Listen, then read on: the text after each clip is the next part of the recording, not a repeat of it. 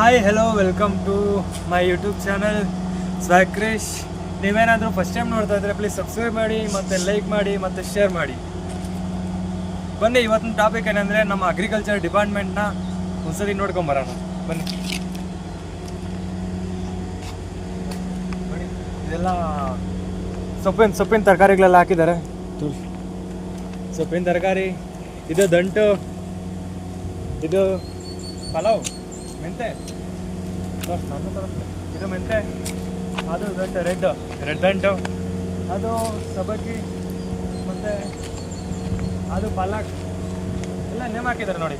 ಎಲ್ಲ ಅಲ್ಲೊಂದು ಅಮ್ರಾಂತಸ್ ರೆಡ್, ಆ ಕಡೆ ಎಲ್ಲ ಪಾಲಕ್ ಎಲ್ಲ ಬೇರೆ ಬೇರೆ ಇದೆ.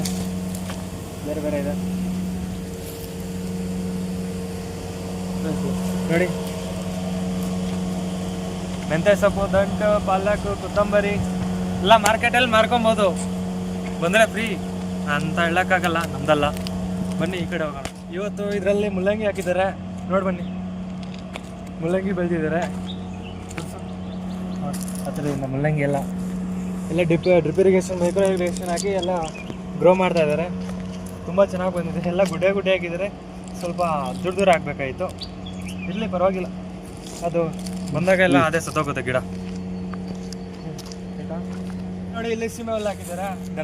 ಇಲ್ಲಿ ಕೌಸ್ಗೆ, ದನಗಳಿಗೆ, ಕುರಿಗಳಿಗೆ ಎಲ್ಲ ನೋಡಿ.